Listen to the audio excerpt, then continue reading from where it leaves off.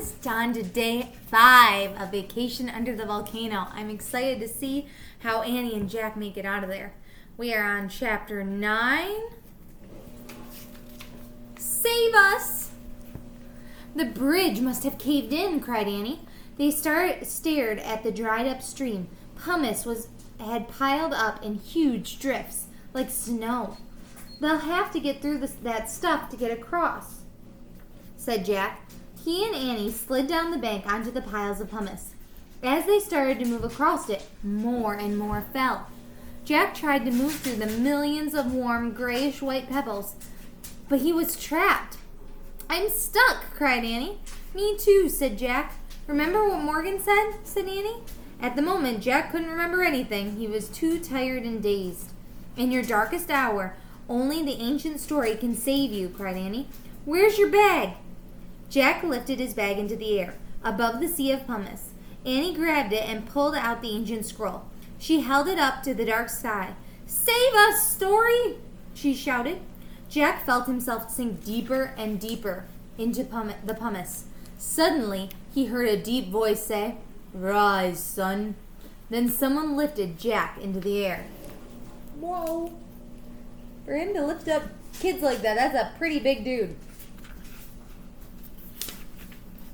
A great flash of fire lit the dusty darkness. In the red light, Jack saw the biggest, strongest man he'd ever seen in his life. The man looked like a gladiator, but even bigger than the ones he had seen earlier. He held Jack with one hand and Annie with the other. He placed them both on the other bank of the stream.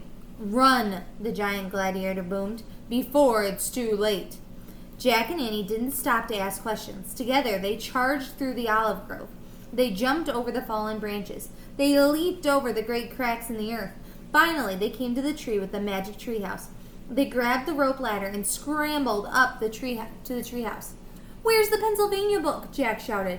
He was too blinded by ash and dust to find the book that always took them home. I've got it, cried Annie. I wish we could go there. Jack felt the treehouse start to spin.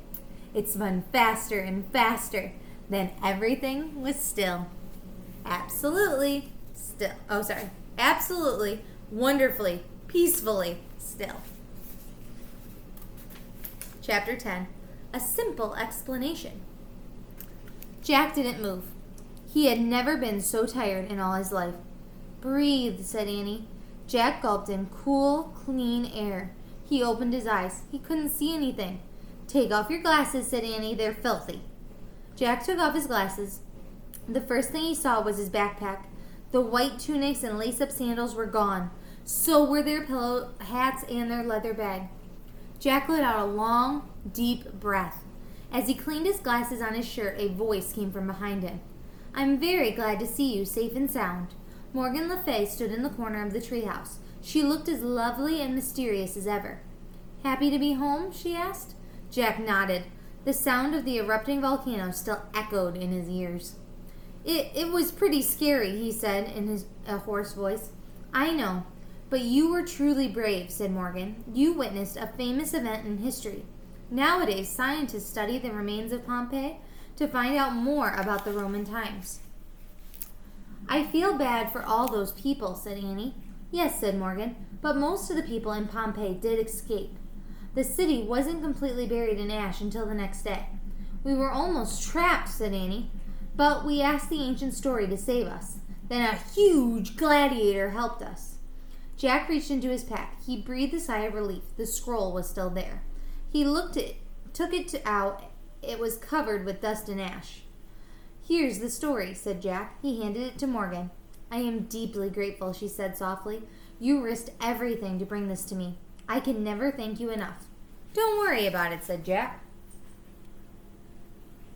I don't think he would say that if he was still in Pompeii.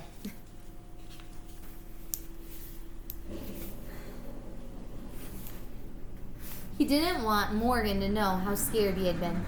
Yeah, no problem, said Annie. Morgan smiled. You are amazing, Master Librarian, she said. I'm sorry for that noise. My washer is spinning. You are amazing, Master Librarian, she said. Do you think you're up to rescuing another ancient story? Yes, said Annie. Now, said Jack.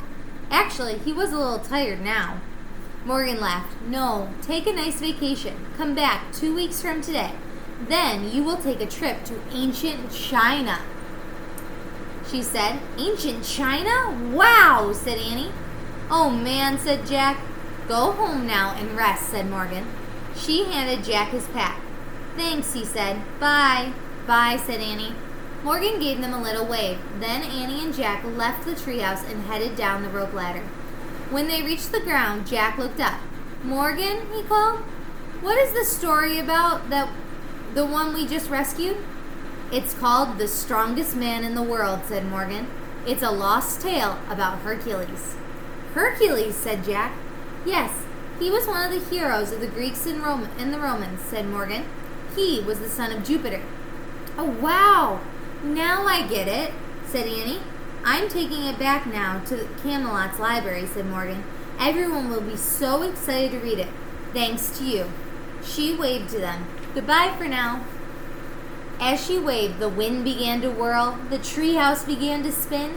In a blur of shadow and light, Morgan and the treehouse were gone. Jack and Annie started walking through the woods. Get it, said Annie. Get what? We were saved by Hercules, said Annie. We asked the story to save us, and Hercules appeared. That's not possible, said Jack. It was just some gladiator guy. The story of Hercules is a myth. That means he never really lived. They left the woods and started up their street. I know it's a myth, said Annie, but I have a simple explanation. What? Said Jack. Hercules is a myth to people in this time, said Annie. But in Roman times, lots of people believed he was real. So since we were in Roman times,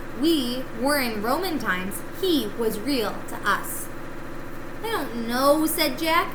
Did you ever hear the saying, said Annie? When in Rome, do as the Romans do. Jack laughed. Yeah. He looked up at the sky. Thanks, Hercules, he said softly. Whatever you are. Jack, Annie, their dad called from their front porch. Time to go. Oh, brother, I forgot, said Jack. Yeah, I hope nothing exciting happens on our vacation, said Annie. Yeah, said Jack. I hope it's really, really boring. Hurry, their dad said. Coming, they called. Then they took off running for home and a restful vacation. The end. And I finished Vacation Under the Volcano. That one was a bit intense. I hope our next one is a little bit less than that. So I'm going to... I left it in my... Can I do this? Nope. I'm going to go grab the book real quick, so just stay there.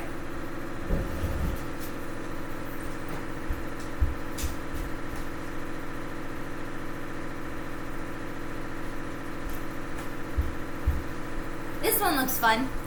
Day of the Dragon King.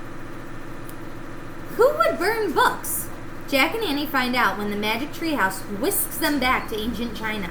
There, a powerful emperor called the Dragon King has ordered that all books be burned. Will Jack and Annie be able to save at least one book? Or will they be captured by the emperor's soldiers? Ooh. I can't wait to read it with you next week, and I hope you have a wonderful 4th of July weekend. I will see you all on Monday. Bye-bye.